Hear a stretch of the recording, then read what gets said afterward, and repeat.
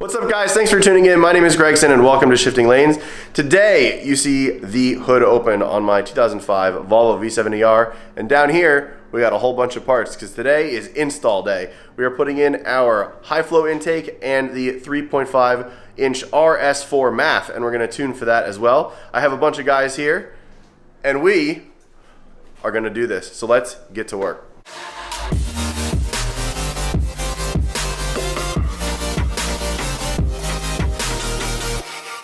As always, this video and all of our videos is sponsored by FCP Euro. If you don't know who FCP Euro is, check the link in the description below. They are a European car parts supplier to you guys. If you have a Volvo that you work on or any European car, go check them out. They have amazing parts. They're a great company and they usually will help you guys out. They have a lifetime warranty on any wear item. If you break something on your car, then you buy a part from and you still own that car, they'll give you a new part for free if you send it back to them. They also have free shipping for any purchase over $49, so go check them out. If you're new to the channel, thank you so much for watching, and if you're subscribed already, thanks for coming back. We appreciate you watching again. Basically what we're doing now is we are doing a bunch of work to the engine. What we did find out is that the intercooler we don't have enough parts from, so we need to contact FCP Euro and get the rest of the silicone couplers for the Snabb intercooler system. The intake, however, we can do today, so we're doing that. We're putting on a 3.5 inch RS4 MAF, which we have over there, and we have a giant intake right here that we're also putting in. It is an AEM, and basically that's it. We're gonna then tune the car, because when you change stuff before the MAF, you gotta tune it because it's gonna run very strange, and you have to have a custom tune for whenever you change an intake or a MAF sensor. So be sure to do that when you do that on your car, and let's see exactly what's going on, and let's keep grinding on this intake.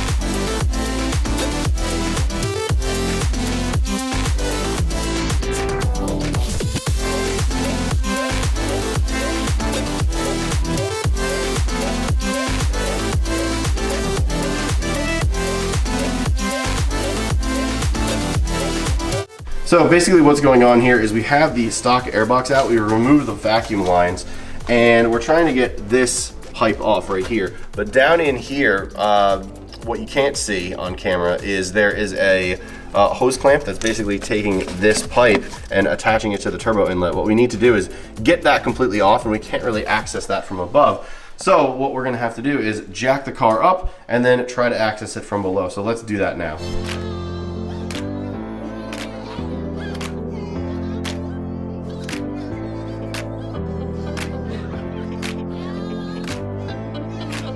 So part of the install of this kit is you have to remove this. And what is this again? This is the PTC. Grommet. Yeah. This is the PTC, and basically what you need to do is to get into one of these silicone housings here. Oh, to fit this actually on there, you have to remove this entire grommet, and you're gonna have to cut it completely off, which we've done. And then what we're gonna have to do is grind this wheel down so that it fits in there, because as it sits, that's not going to fit in there like that. So this plastic piece now has to be ground down with a Dremel, so then it fits all the way in there, and this can actually fit down completely flush to the pipe with this top one. So that's what we're going to do next, and then we can actually put everything kind of back in place with the new intake and the new MAF. So part of the problem back here is there's a hose clamp down in this bay, in the back of the bay near the firewall. And the hose clamp will not come out at all. It's basically so close to the wastegate and so close to the firewall that we can't get anything in there. And the problem is that needs to come off for the pipe to come off, and then we can actually start installing the kit. So until that basically is removed, we can't do anything. So we're gonna keep working on this and see if we can get this thing off. Hang on, I gotta show you what we're doing here. So, like I said, back down in there somewhere is this stupid freaking clamp. We've had to jury rig a 1/4 inch socket with a freaking piece of masking tape and a flathead screwdriver. I love your car. The leg works. This man right here, Scott, got it done. Hey man. This thing is moving. Okay, it's loose and I'm gonna drop the tool. Yes! Fucking winner. Right! But Son of a bitch. I walked Son away. of a bitch. We got it. He did it. All right, so this is what we had to take off, guys. This whole thing, and this clamp right here was in the most inconvenient spot of all time. This was directly beneath here, which is the wastegate, right down in there. So this part, the actual bolt, right here, let it focus, that was underneath the wastegate, and we had to go up and around and down in, and we got it out. So this is great. We can finally start putting this intake back on. So let's get the new one in there.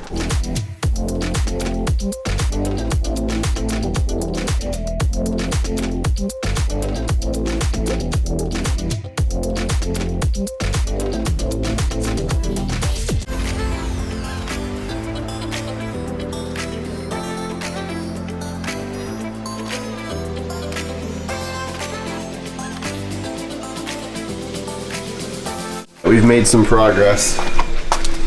We're about to get the box in, but now we have everything is being torqued down. The silicone pipe and the aluminum pipe, all of the vacuum lines, the PTC, the hose that goes on top of the PTC, the wiring harness that goes into the PTC, and everything is now down in there. So we have nice and snug. Everything's nice and snug. We're torquing everything down. And then we can finally get to the box. We can put the new MAF in, and we can get everything kind of situated. And I'll give you an after shot, which you will see right about now. So now we see it. We have the whole air box in here. The MAF is connected. The silicone tubing is connected. This is the problem. We are having to cut into this because there's a new connector here that we need to rewire into the MAF because, well, it's a different MAF sensor. So we don't have the pin removal tool, so we're literally cutting it open with a Dremel.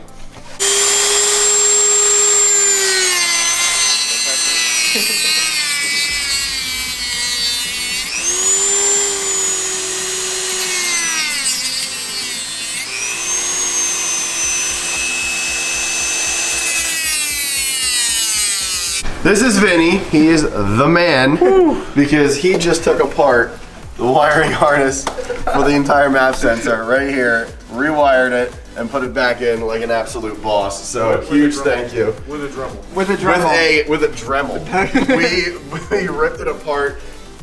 Screw the pin connector tool, this thing. So if you guys are installing this, read the instructions carefully because we don't have the terminal pin removal tool. This is the pin removal tool. So this thing right here is like a 2-prong thing that basically goes into each part of the actual wiring connector, and you need to have that to remove all the pins from the old connector to put in the new connector. So if you guys have that, you're good, but if you don't have it, you need to pick up that tool, and that's part of this process. This is what it looked like before. So you need to take all these wires out of here, and the pin removal tool basically pushes them out from the top so that you can take the wires and pull them out through the bottom and then put them into the new sensor and the new connector, which is there, and then that clips into the new MAF. So if you're doing the RS4, which is an Audi or Volkswagen Auto Group product, you'll need to do that and do the rewiring. If you're doing a regular MAF, you won't have to do that. If it's a Volvo specific or spec MAF, you're fine. But I went with this upgraded one because it's going to give better airflow, and from what I've heard, it's going to give a lot better performance for your future upgrades. So right, exactly. So if you're doing future upgrades, it's better to upgrade to the bigger MAF sensor, so then you can get more power, better airflow, and better everything. So let's now close this all up and let's figure out what's next. So we're back inside, and it is nighttime. Actually, you join me later at night, and you can probably see that I have a little bit of a brighter face than normal. One, because you're actually watching me on a new camera. I bought a HD camera. Usually what you're watching me on is my iPhone. Believe it or not, I've been shooting and editing all of this stuff on my iPhone, and you also can see that I have new lights. So we're trying to get a little bit more professional here at Shifting Lanes. You know, that whole Top Gear thing, ambitious but rubbish. We try to embody that as much as possible, but we're trying to make it a little bit better for you guys. So pull the car back in. We've turned it back around. The car started up great. It sputtered a little bit and then kind of relearned a little bit of what it is. So let me turn this thing around and I will show you exactly what we're looking at here. So here is the new intake. You can see we have the box right here, which is great. It's all set in there. The piping kit is all down in here. Everything is clamped down well. All of these clamps have been tightened. Everything in here is really, really nicely placed. I just need to replace the strut bar that goes across, which is right over there. And that will do it for this. Now, what you're not seeing today is the intercooler. And I mentioned that earlier because the intercooler, actually, the pipes here, all the clamps, they look great. But part of the problem is this kit did not come with the 3 silicone tubes that it was supposed to. So it only came with the silicone tubes for the intake, unfortunately. So we're gonna need to get with FCP and get with Snabb to get those replaced. But the intake, this is an AEM filter, and Snabb intake is all in.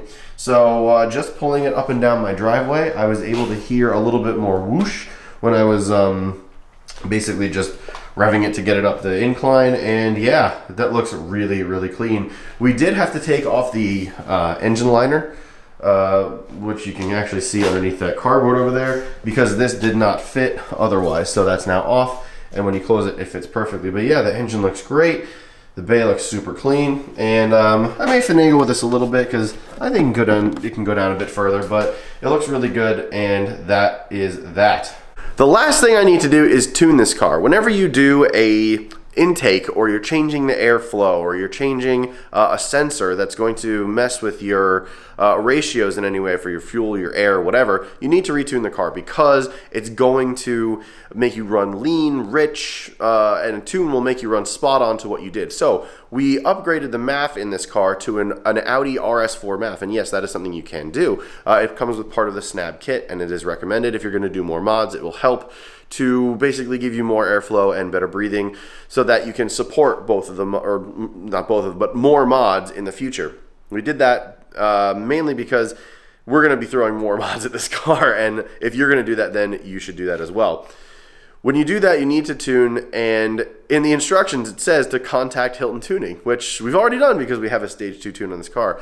I got in touch with Rob Hilton, and he had said, we're going to reflash this car to stock, read it out with the new Hilton software, then flash the stage 2.5 tune, which is required for this mod, as well as the intercooler. So when this is done, I'm going to reflash, which it is now, and I'm going to reflash in a little bit. When the intercooler goes on, I'm also going to reflash. So it's an extra step in the process, but it has to happen mainly because, well, we don't have the parts we need. So with that said, let's get into the flashing. Let's hop inside. Let's redo the tune. And then tomorrow, I will take you guys for a drive and give you a little bit of what I think of this new intake from Snabb. So I just went for a quick drive. I flashed the Hilton Stage 2.5 tune here in my driveway, standing in front of the Aston and the V70R. And my God, what a difference. The crazy noises coming out of that intake made me make crazy noises that sound, well, something like this.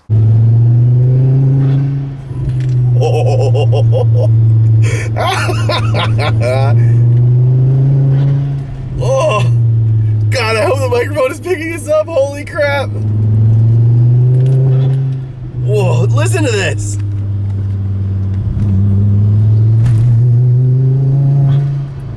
Oh, love it.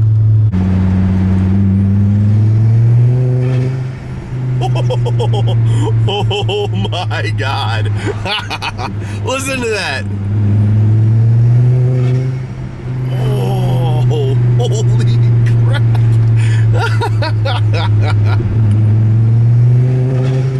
Oh, thank you, intake. I couldn't be happier with how this went. A huge thank you to Vinny, to Scott, and to Alex, who came up and helped me do the install. It was an awesome install day. I love doing install days. I did these when I had a WRX. Only did like 1 or 2 of them because I really didn't do much to that car. And yeah, it was really, really fun. And it was really nice to meet those guys for the first time, except for Scott, who I met before. So again, thank you to you guys. You guys are awesome for helping me out. And thank you again to Rob Hilton for turning around that tune super quick for me. Stage 2.5 is for the intake and the 3.5 inch RS4 MAF, but we're also going to do an updated 2.5 tune, not a stage 3 tune. It's an updated 2.5 when we do get the intercooler on this car. So when that happens, we'll remap it, we'll log it, and then we will maybe do a little more tweaking if completely necessary.